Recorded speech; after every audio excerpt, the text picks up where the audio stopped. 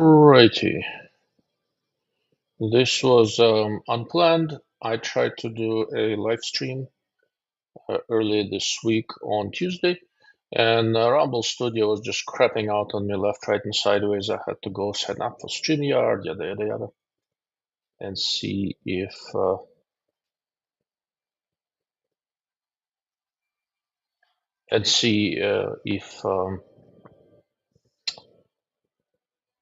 yeah. So basically, but one of the problems with StreamYard is that while it works very very well, it is relatively expensive, and I cannot stream directly to my locals channel. With Rumble Studio, I can stream directly to locals and YouTube and X, but I cannot stream to Facebook. Go figure. StreamYard does stream to Facebook. But however, since it's called Rumble Studio, Rumble is apparently the main channel, and Rumble was what was not working. And since Rumble was crapping out, while it was connecting to everything else, it refused to stream. So I figured I'm gonna give it a quick shot. I have a bunch of new stuff that I just talked about in my latest post on locals, and I figured I'll try to do a test run. And if anybody has nothing better to do on Friday night and wants to chime in, I can also talk about some new things that are sitting near me. I see there are a couple of people here. Please put something in the chat box. Tell me if you have a few minutes. I can start talking about some of the new things that I have in front of me, and if not, I'll consider this successful test since the live stream is working and let you guys be. I see there are a couple of people in locals. There's one person on Rumble. Mr. Wolford is here checking in. Excellent. It's good to see you here. So, since you're here, one of the lowlights with nothing better to do, kind of like me. Yeah, my wife headed over to a service at the Chabad temple out in Santa Fe. I have a lot of appreciation for what Chabad people do, but religious observance is sort of not my thing. And I want to shoot a local match tomorrow morning, so I don't want to be out late. And I have stuff to prepare, and I still have some work to do, so I figured I'll stay home. But anyhow, since you're here with nothing better to do, one of the things you might be interested in is this thing.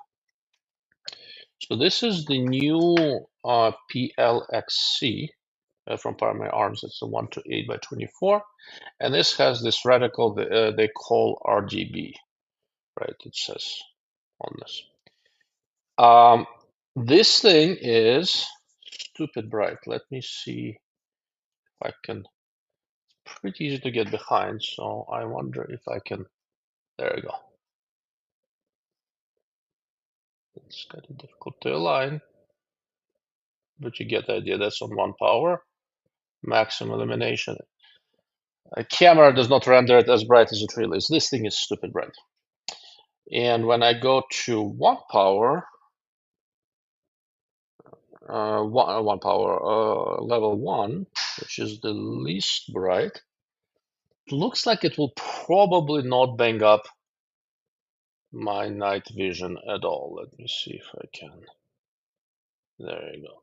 So this is on lowest setting. You can barely see that there is something illuminated. And as I go through illumination levels, it's pretty nicely modulated, fairly clean. And when you get to the higher ones, like on 7, this is 7. So the brightest one I showed you was 10. This is 7.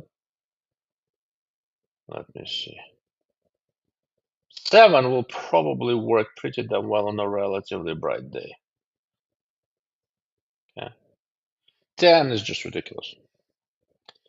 So the story with this is that originally this whole diffractive reticle illumination was invented by a company called IMT out in Switzerland, and they do the illuminators for the whole reticle cell with the illuminator for Rage Gen 3, Night Force, NX8, and Attacker, and quite a few other scopes out there for Schmidt and others. For Swarovski, they do just the reticle, etched reticle itself with the grating, and Swarovski does their own illumination, actually very good at that. The illumination in the Leica Magnus LPVO was also from IMT and all that, but they are, it's interesting, something reset and it went out of focus. Okay, I wonder why.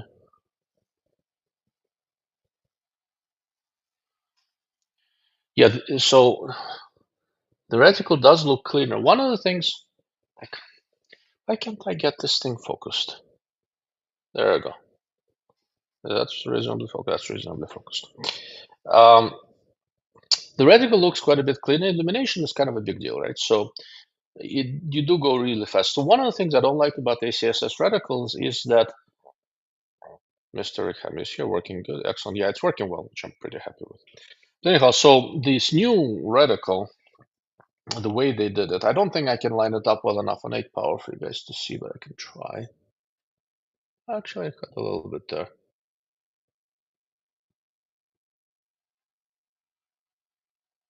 So ACSS always had this thing they call auto ranging. In the tree, they've got these horizontal bars that are like, chest wide, 18 inches or so. Probably a little more for me.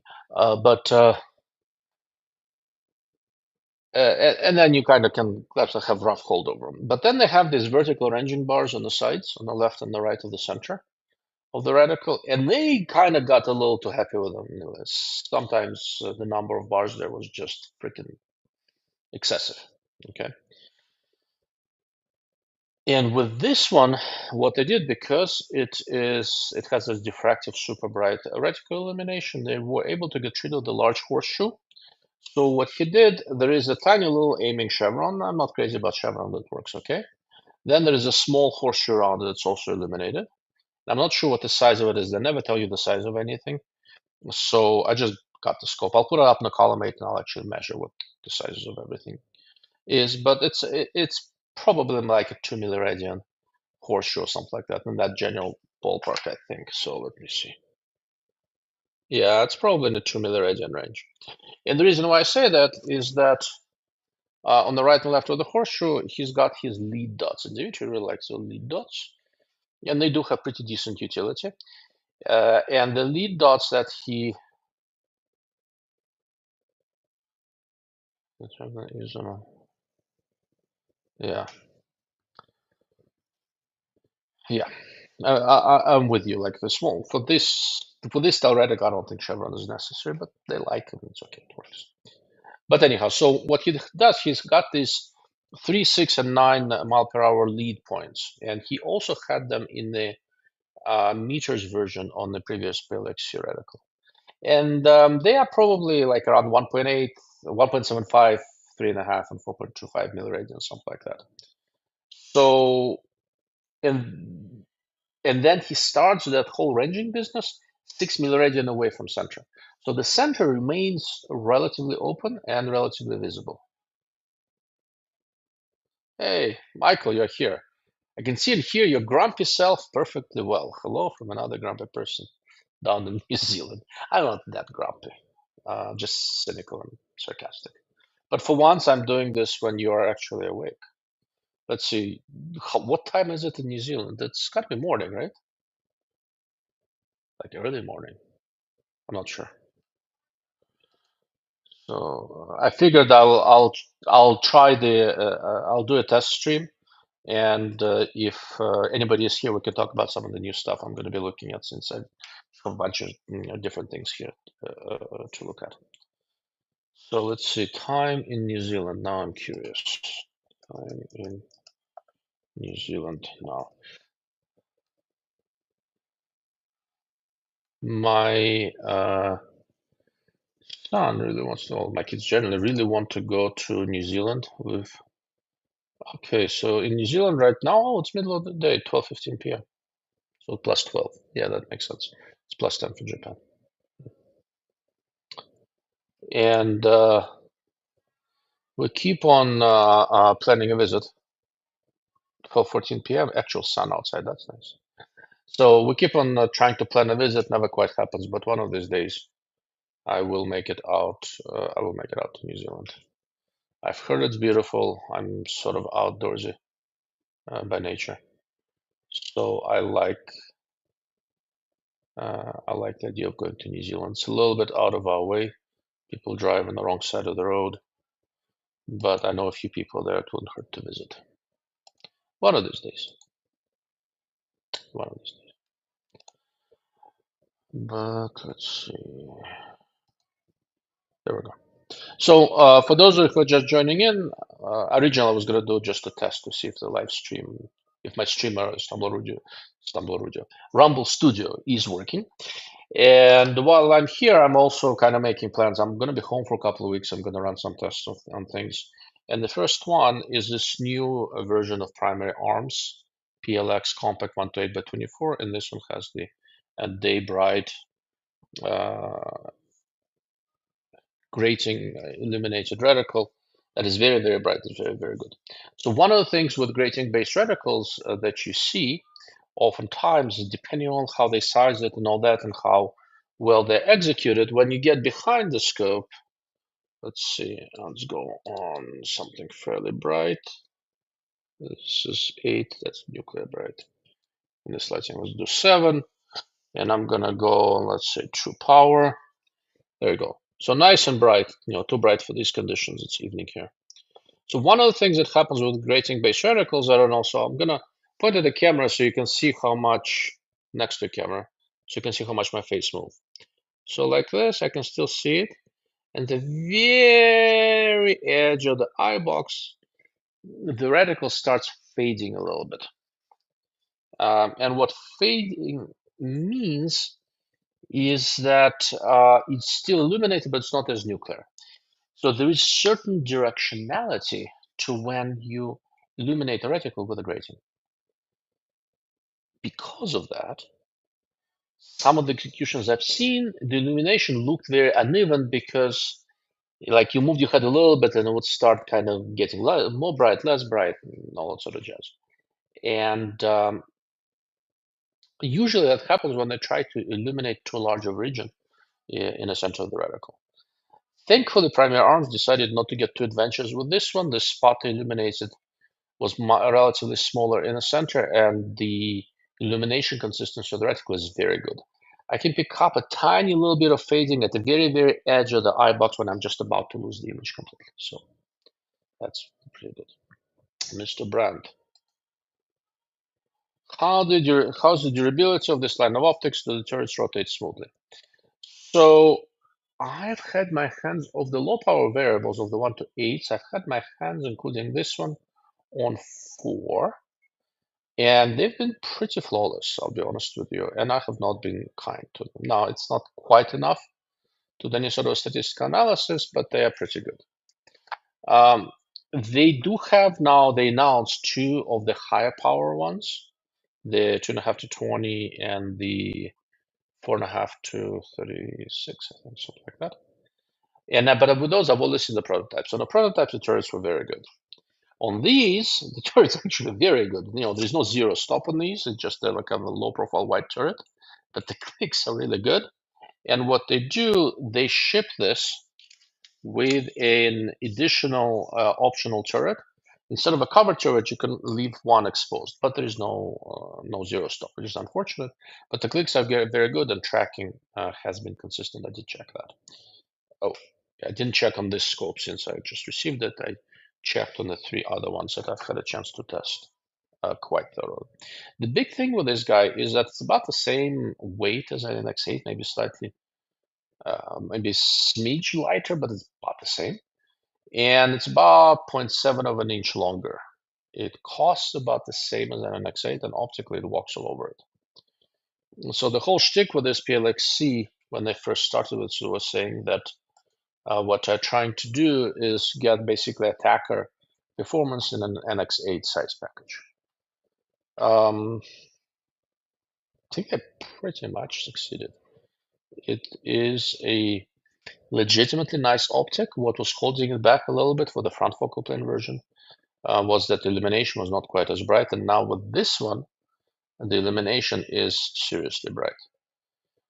It will be interesting to see how the reticle is received. It's a somewhat less busy version of the ACSS reticle, which I welcome. I think for this design, a little bit less busy is good. Um, I kind of like what I see. This one, this particular one, the only version they're out with for now is a bullet drop compensating version. It's in yards out to 800 yards, um, which for what I'm planning to do with it is sufficient. And we'll see what other reticle designs they come up with this one. If it follows the pattern of the earlier models, they will have a BDC design for meters, and they will have a Miller-Radian version, and we'll see how they structure those. I had a Miller-Radian version of the earlier one. It was not bad, but the tree was a little bit bigger than I wanted. And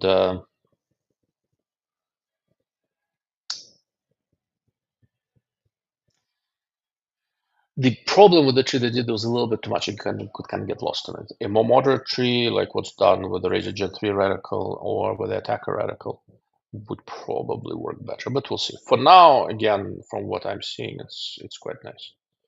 Mr. NX Defense, please drop a note to your friends and have them adjust the weather here, 110 Fahrenheit, and raining. It's miserable. It's actually raining in Phoenix. I was in Phoenix on Wednesday and had lunch with Mr. NX Defense over there, and it was a little warm, but I don't know why he was complaining. It wasn't that bad. But it wasn't raining though. 110 Fahrenheit and raining has got to be interesting. But I have complete faith in your air conditioning. We had a little bit of a drizzle out here, but today didn't hit 100. It was kind of low 90s. I'm a little bit higher up in Phoenix. I am currently in Albuquerque. Okay.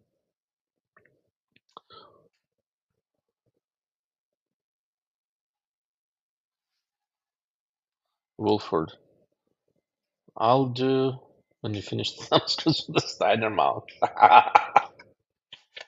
Okay, Mr. Ethics Defense, I think you need to, if you want better weather, I think you're gonna have to get those thumb screws in. The thumb screws work really well, by the way. Oh, so when we were having lunch, Senior Annex Defense, Don, if you don't mind, send me a link to that. He found some sort of a thread on Sniper Side that was explaining why you have to be worried about clip-on mounts with zero retention, all sort of stuff. And the guy did some sort of illustration, what was, complete nonsense. Um, but I couldn't find that thread. I want to find it and kind of point out that his sketch makes no sense.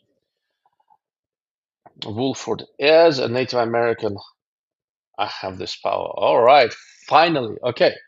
On behalf of the entirety of the Jewish nation, bad weather is not our fault. Mr. Wolford, as a Native American, just took responsibility for that. So Jews may be responsible for whatever you blame us for, but not the weather. The weather is on the Native Americans. Okay, one thing off. One thing off of my plate that I'm not responsible for. Okay, so let's see. Any more questions about the primary arms PLXC? Again, I haven't really tested it. I just thumb screws are shipping Monday. Okay. All right. I guess next week you're gonna get your weather fixed, Mr. Wolford. Get cracking, man. So, if you're planning to do the rain dance and stuff, I want a video. Unless you're planning to do it naked, then I don't want a video. All right. So, if there are no more questions about the thumb screws, for those of you who don't know, what we're talking about is the thumb screws for the mount for the Steiner C35 Gen 2 thermal clip-on. And that clip-on right now on your optic is $1,600. I wrote a post earlier today, there's a link from there. It's a raging deal for this clip-on. I suspect they're not selling well because the German engineers at Steiner decided that they can make a thermal clip-on for the US market, well, US market as well, without the Picatinny mount, with predictable results. But now Don at NX Defense does have a Picatinny mount. I helped with the original concept for it, and he's manufacturing and all that sort of stuff. And I've been messing with one, and it works very, very nicely. It is on a gun. If I bring it here, YouTube's gonna kill the feed. So, but I do have pictures out of it on my local's website and on Instagram. I think on one of the hide threads. So, all right, Mr. Wolford is going to schedule the powwow. Okay. All right. So here's a big question. Don, do you trust him enough to ship the thumb screws before the weather is fixed, or are you gonna sit there wait for it to cool down in Phoenix before you ship out the thumb screws? So that's kind of an interesting question. Okay. Next item on my. All right, Mr. Anderson, speak up. All right. Have a good night, Don. Thank you for jumping in for a moment. He's got fairly young kids, so young kids tend to keep you busy. Zeiss decided, switching gears, Zeiss decided to come out with a few tripods, and this is the heavy. This is very beefy, 44mm legs up here, inverted leg competition oriented tripod. This thing is stupid sturdy, which I like, and it has several interesting features. They sent it to me with a leveling base and two different heads. This is the head that I really liked. I'll talk about that in a moment. It kind of reinvents a little bit the inverted ball head, which I tend to prefer. What is really clever is what they did with the legs. If you look at it, there's only one collar to release. When you release this collar, both leg segments loosen up. Okay, so I can release this collar and just have the leg drop down. Then I tighten the collar here. Tighten the collar here, and both leg segments have gotten tightened. And what they did here, I think you can see, they put a scale in inches by how far you've extended the leg. So what this allows me to do when I practice, figure out several specific heights that work for different shooting position, low kneeling, high kneeling, whatever, pick something. And I have a scale, I know exactly where they are. So they will be repeatable when I'm in the middle of a match or something, trying to figure this out, I don't have to guess. Okay. This is very cool. The leg deployment is super smooth. This is extremely impressive. And being able to release both moving legs, this is a double pull tripod, both leg segments with only one collar that stays up here for most of for the first segment release, right? So like go like this and go like this, right? If I want to make it really tall, it moves down here. If I don't need it to be really tall, most of the movement is with the collar staying up top. It should be very, very quick. And I'm going to do a separate video at some point about all of the different accessories I sent it with. There's a bunch of stuff. I really like this head. So this is what they call the V60 head. There is panning on it, right? So you can just pan, which can be useful. But what is more useful is that this is basically tap inverted ball head. I loosen this and it moves around. With most inverted ball heads that I've seen, one of the problems is that when they are locked by a lever, they're either like locked hard or fully open. And if you're trying to find some sort of intermediate position for the tripod, it's kind of a shit show. Like in RRS, I can sort of do it. With the inverted ball head from Sunway, I can kind of do it. It's always a little bit tricky. With this one, when I'm shooting, my support arm is pretty much going to be here, and I can dial in friction, tension, as much as I want. The way tripod shooting seems to work, if you lock it all the way in tight and then you're behind it, you're actually introducing some tremor. It looks like I'm getting the most stability when it's not all the way locked in, but there's going to be some more experimentation with that. Most inverted ball heads that you see with tripods, they cover half of the ball, and so they can give you only so much up-down elevation. Here, by making it, shaping it differently, basically it goes all the way down, all the way up, right? It's somewhat more important for photography, and I will have the camera and binoculars and this thing, and spotters and stuff as well. But for shooting uphill, downhill, and the last sniper match I shot in Montana, that would have actually come very useful. With a normal leveling base, you may not have enough adjustments to have to start messing with the legs. With this, I'm more limited in terms of how far I can go to the right or to the left because of the clearance. But front back, which for shooting is more critical, I can go, I can aim as high up or as low down as I want. It's actually a very, very clever design. It's a nice different way of taking on an inverted ball tripod head.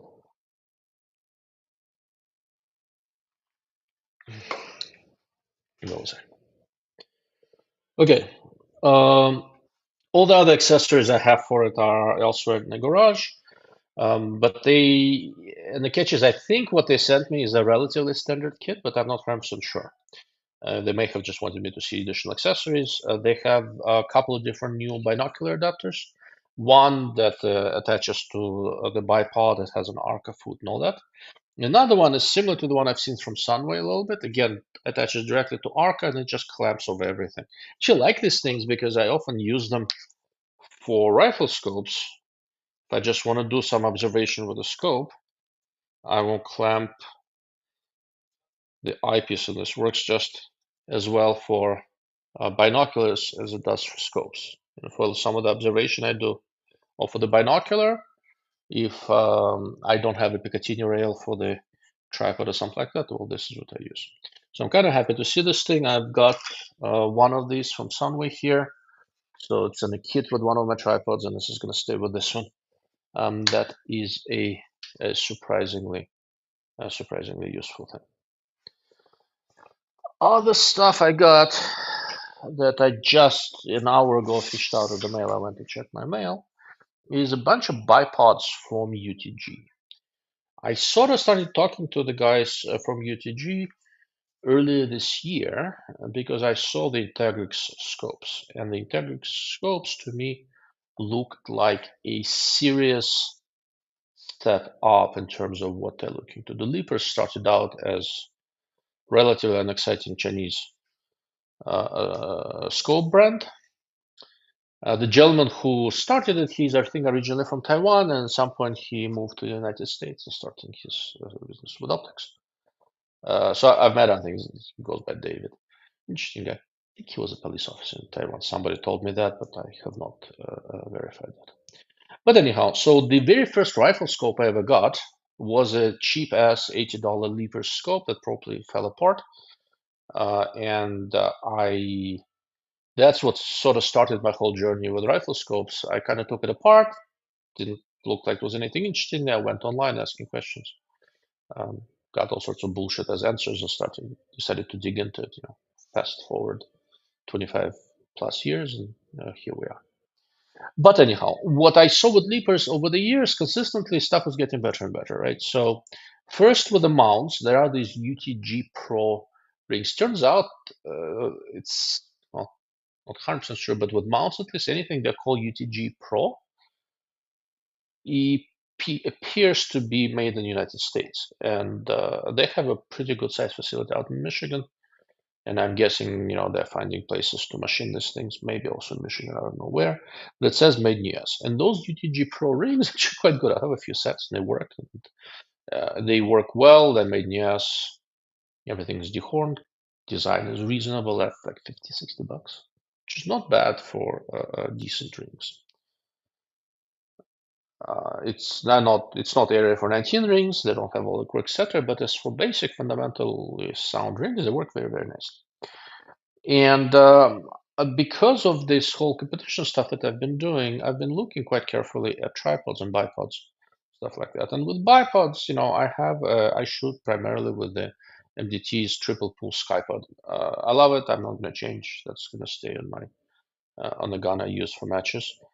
And if when I need to go lightweight, I have these formerly New Zealand MTN mountain bipod. MTN that was also purchased by MDT and was just released as their lightweight mountain skypod, whatever it's called. It's like $500 or $600, also expensive. So I have one of those, the pre-MDT purchase. So if I need to make 12-pound weight class, I'll probably use that. If I can do 16 pounds, I'll use the triple pull. Again, it's a $600 and $1,000 bipods, and I figured I'm gonna look a little bit at stuff that's. I don't want to look at cheap crap, but I want to look at stuff that is reasonable. So I sent an email to the person I know at UTG Leapers, and I said, looked on their website. They have for like 300-ish or so. They had an interesting looking um, bipod called, hold on, TB&R bipod. This. I looked at it, said, that may or may not work, but I'm curious to try. And the TB&R, I'm not sure what TB&R stands for actually. I have no clue. But it's also labeled UTG Pro, and this one is made in the United States, which I thought was appealing. It doesn't have quite as much elevation adjustment as the stuff I've been using. It's 8.5 to 11 inches. Clamps to a Picatinny rail.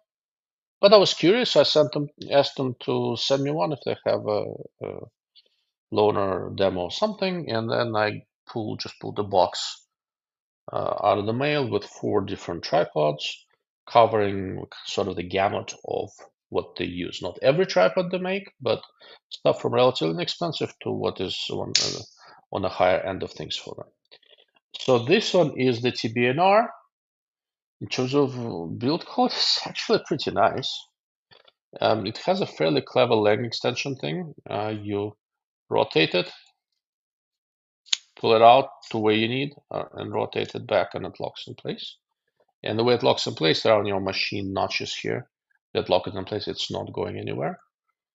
The feet look to be removable, so you can probably attach different ones. It looks to be sturdy. The leg locks, for some reason, have some sort of extra locking mechanism. I'm not convinced it's required. Can go 90 degrees, can go 45 degrees. So, that's all looking pretty good. There is a tightening lever.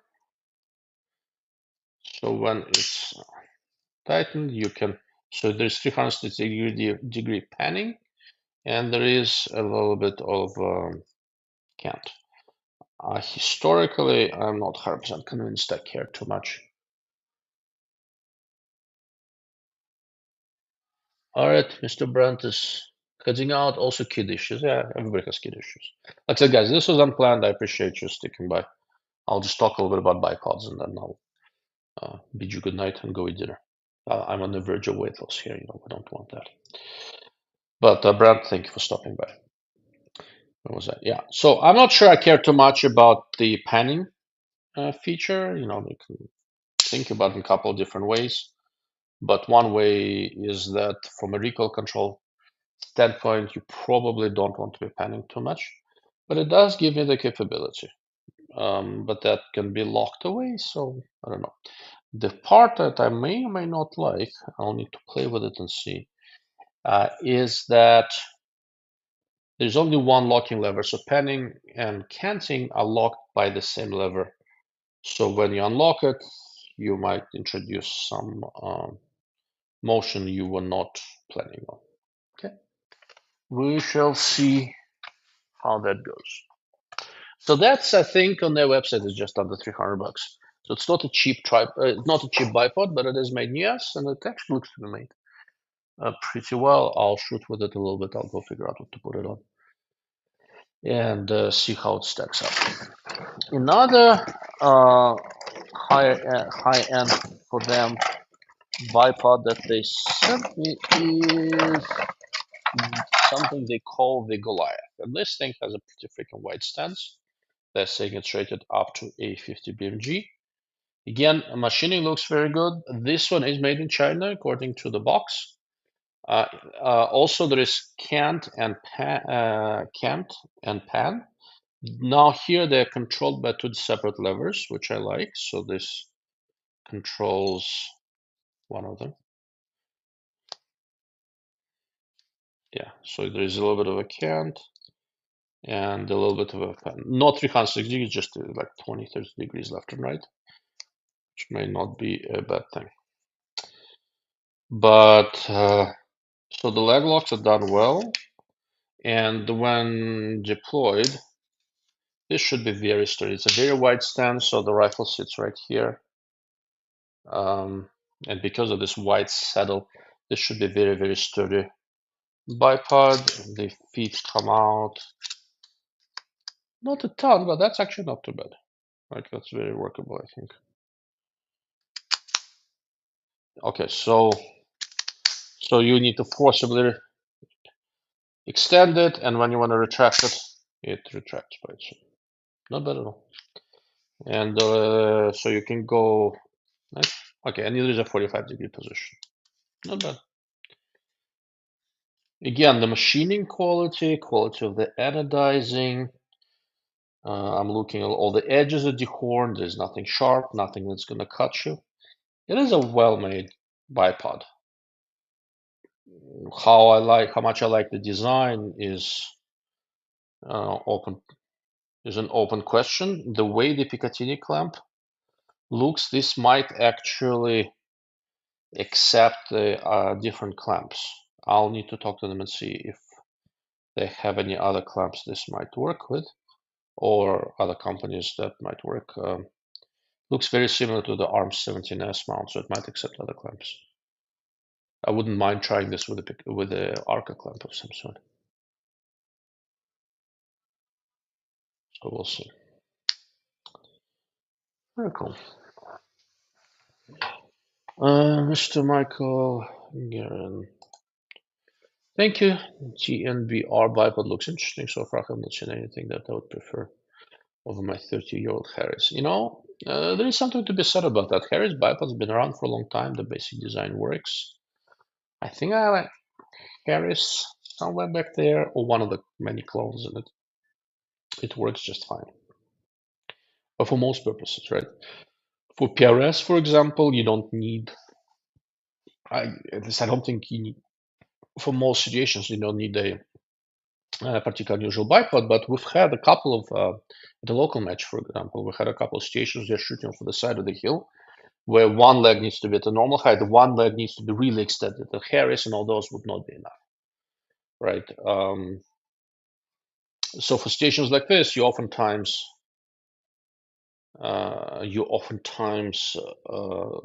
need something more. For an aerial hunter, there are certain stages and certain shooting positions where a Skypod triple pull, which basically extends from like 12-inch height to 36-inch. I can use it as a prone bipod, or as a sitting bipod, or I can go kneeling behind it with a tripod for rear support and have really steady shooting position. In an aerial hunter, it's actually an advantage, but it is a big, heavy bipod, right? So just depends on what kind of shooting you do.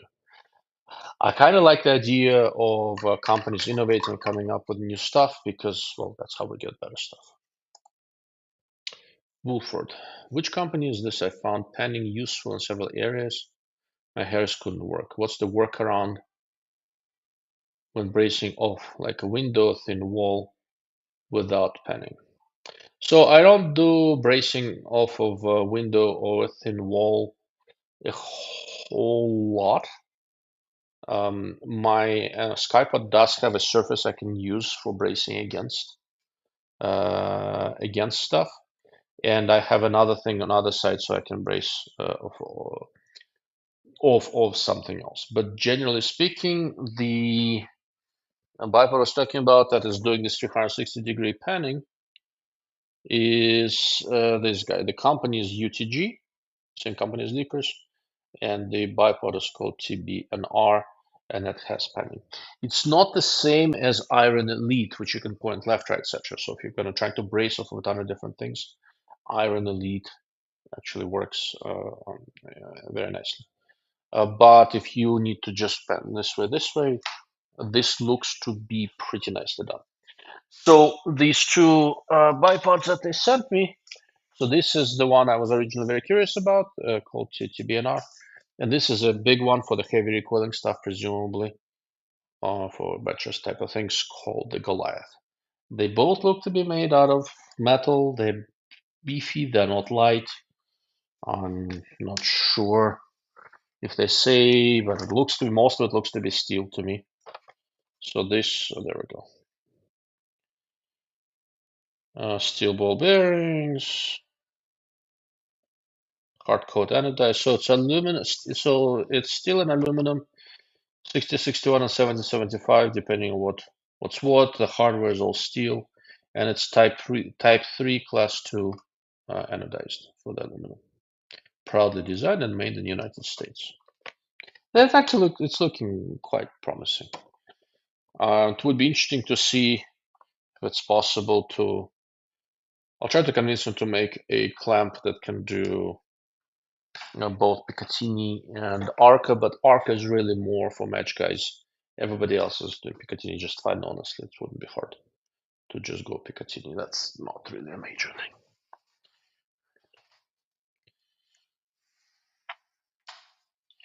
So, and what I did not really expect as I was digging, they look decent, though they take 17.4, whatever the bipod standard mount interfaces. So TVB, it's not really standard. So the TBNR, I don't think it does, but the Goliath might. It looked like it might.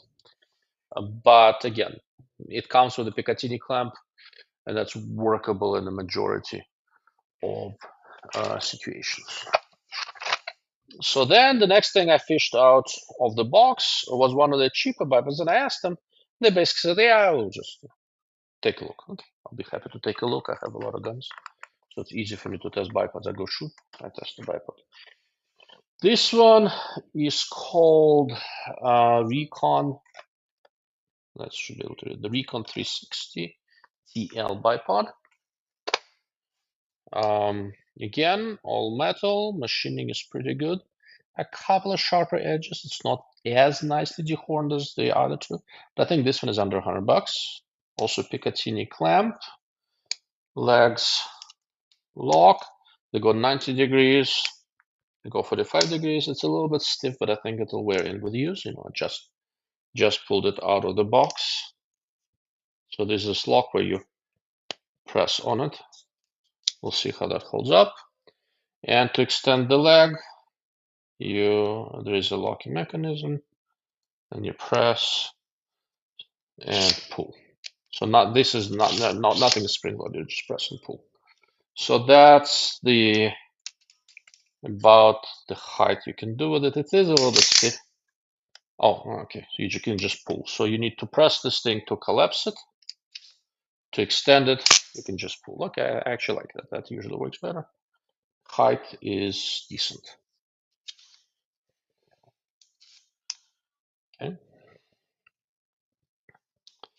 Again, simple Picatinny clamp. I don't think this is any sort of standard. There is a tensioning lever. And oh, this one also cants. So this gives you 360-degree cant if you're so inclined. No, 360-degree panning. Is there a cant? And there is a little bit of a cant adjustment also. Both controlled by the same tensioning lever. Interesting. So it's actually not bad. We'll see how it wears in with time. Like I said, right now it's pretty stiff. But it's not bad. Like nothing is loose, nothing is shaky. As far as basic bipods go, it ain't bad at all. Very cool. And there's one more, lastly. Let's add this thing, and this is what they call Recon Flex 2 bipod. And what this one is, it's the bipod that doesn't have its own dedicated saddle. It basically is designed for guns with M-lock handguards. And it basically attaches like this to two sides of an M-lock handguard, and you just extend it down. So so this one's also, it looks to be made in China. but again, machined nicely. I'm not seeing anything that's gonna cut me. Kind of sharp-ish surface, but not enough to cut me. So let's do extend a little bit, not a ton. This is not a lot of height variation with this. You can point it down, forward in the direction, 45 degrees in the direction. That's not bad. So the advantage of a bipod like this, and I'll need to do a stream without YouTube so that I can actually hold the gun in my hand. So the advantage of a bipod like this is that when not in use, I can, like this. It stows kind of to the sides of the handguard, and when you're trying to put it in a bag on something like that, on some sort of a surface, the bipod doesn't get in the way, right? So where if you put this, if you hunt with an AR or something like that, or something with the M-lock interface, you can position this. Uh, uh,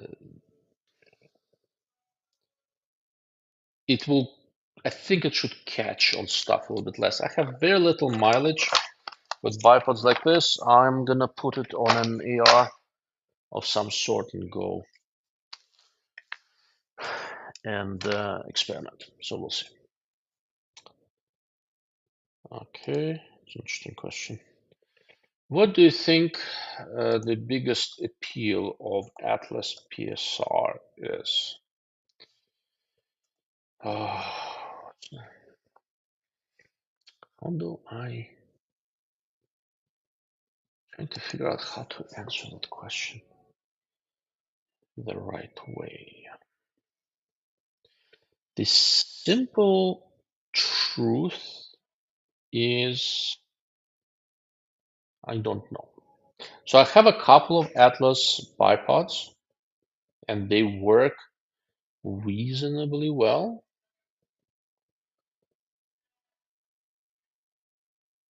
but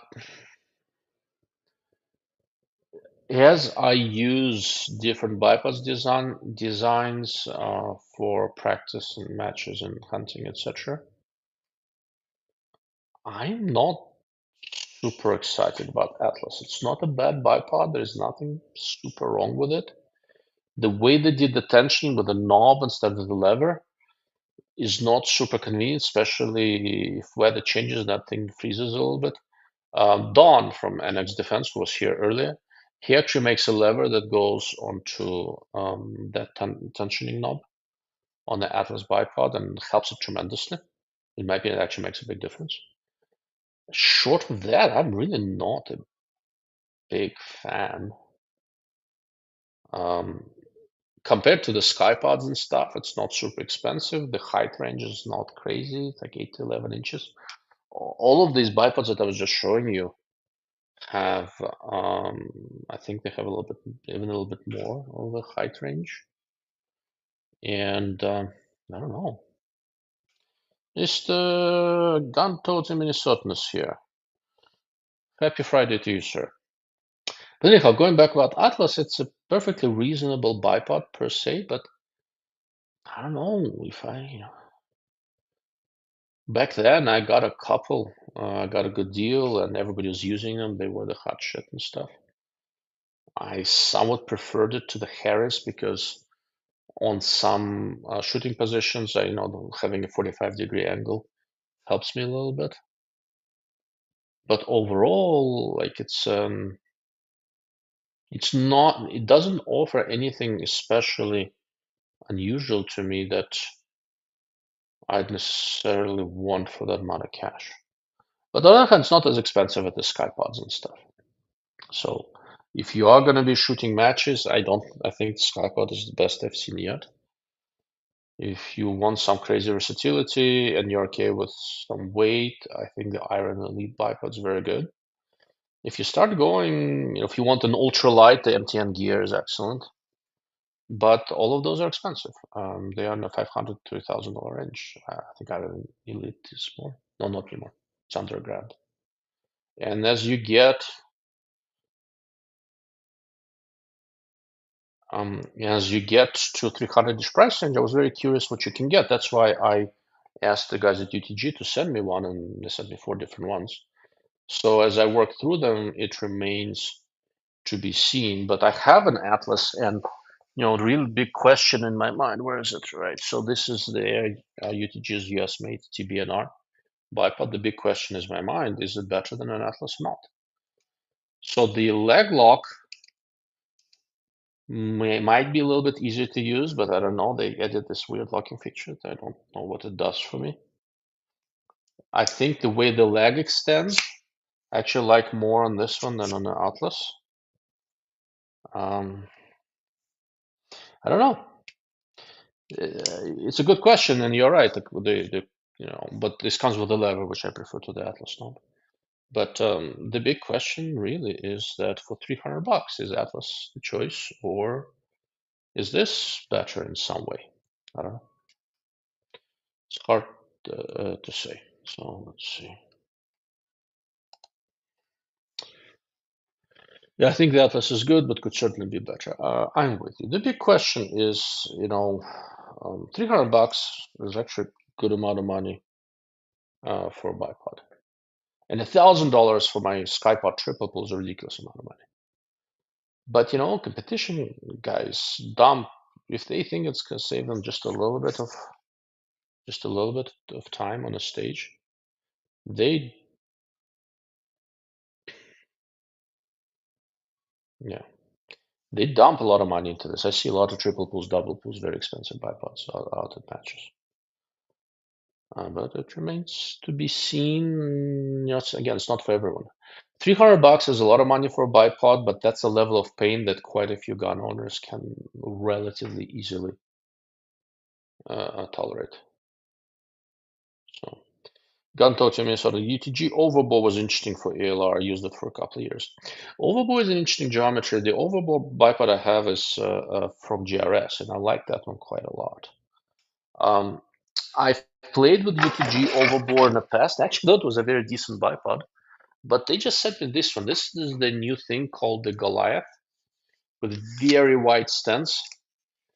So that would presumably have some of the same function as the overbore, but without having to attach on top. So you still attach to the Picatinny rail on the bottom.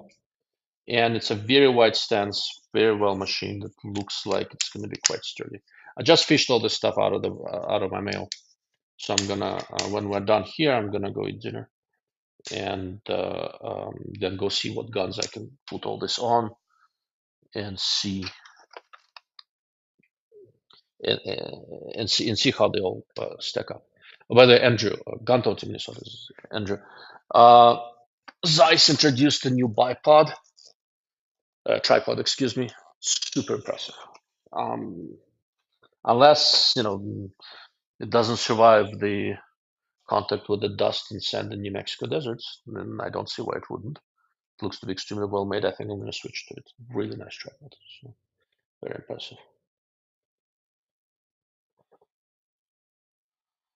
I got that in Minnesota. Yeah, I got rid of it because I didn't prefer the top mount. I prefer one that was set in like the Goliath. So the top mount has a little bit of a mechanical advantage in terms of stability. So a lot comes down to how beefy of a weapon you're shooting. With the way the legs come down, let's see, if you imagine, right, so this is the bipod, right? If you imagine where the mechanical point where the lines of the legs meet, that's the vertex, right? Having a gun recoiling below that gives you a little bit of mechanical advantage in terms of recoil control and stability. And the two ways of doing this are to either attach the legs to the top of the handguard or to create this very wide saddle like they did here. Both approaches in general work, right? The advantage of hooking it up to the top of the handguard is that you're leaving the bottom relatively unobstructed, and if you happen to be shooting a good amount off of bags and other things or barricades, it leaves you lots of nice flat surface to sit on a bag, or if you need to add a barricade, stop, something like that. The disadvantage is that it is up top. Oftentimes it your scope is looking kind of through it. So it's defocused, you don't see it, but it does decrease a little bit the amount of light. Operation, reaching to it can be a little bit awkward. And not all handguards, even the wraparound ones, can easily work with it. For example, the fix that I shoot from Q, the way the handguard is done, I cannot use it with my GRS top-mounted bipod. The advantage of the GRS is that I think I have a video on it. The way they did it, you can attach it on top of the handguard and the bottom of the handguard. I right now have it set up on top, but I am debating whether I want to keep it that way or not. But the Goliath, this new Goliath bipod from UTG, looks like it will be very sturdy. They claim it's rated down to a 50 BMG. I don't have a 50 BMG, but I'll do my best to torture it a little bit and see what I can come up with. Alrighty, gentlemen. When I started this thing, I just wanted to see if Rumble Studio is working properly or not. And then it turned out that there are 10 people who have nothing better to do on Friday night. And while I appreciate all of you, I also don't want to occupy the entirety of the evening. It's been about an hour, so I'm thinking I'm going to wrap up unless you guys have any questions about anything I've talked about today or mentioned in any recent posts, articles. I can hang out for a few more minutes. And if not, I'm going to wish you happy Friday, Shabbat Shalom, that kind of stuff. So I'll give it a couple more minutes. And if there are no questions, we'll start wrapping up. Now, for the people who joined recently, so what we talked about a little bit today is the new primary arms PLXC. It's at RDB, red dot bright, which I'm quite impressed with. We talked briefly about this new Zeiss inverted leg tripod. My best guess is that it's OEM'd for them by Leofoto. The spider kind of looks like it, but it's not a rebadged Leofoto. I don't know who did the design, Leofoto for Zeiss, so Zeiss did it and had Leofoto make it. I have no clue. There are many things on this, quite a few things on this tripod that are very, very clever and that are substantially different. Mr. Gunn taught me so. I'll be interested to see what your experience with the Zeiss tripod is. I liked what I saw. Yeah, when they first asked me if I want to look at it, I said, okay, now the tripod, I have like 8 of them in the garage. But I use tripod. I shoot off of tripods all the time. I take pictures. I'm a very, very heavy tripod user. So I wasn't super enthusiastic, but they sent me some materials about what it is. There were like a couple of videos by the sponsored shooters. That was not impressive. But then I looked at materials and I saw how it's adjusted and go, oh, now that's interesting. So we'll see. So yeah, time will tell. All right, guys. It sounds like we're going to be wrapping up. Mr. New Zealand is bailing out. French sniper rifle bipod probably has the best of both worlds mounting ways. I don't know what that is. I'll have to look it up. If you, Michael, if you have any sort of pictures of what it looks like, post them in my locals community. I'm curious. Otherwise, I'll go look for it.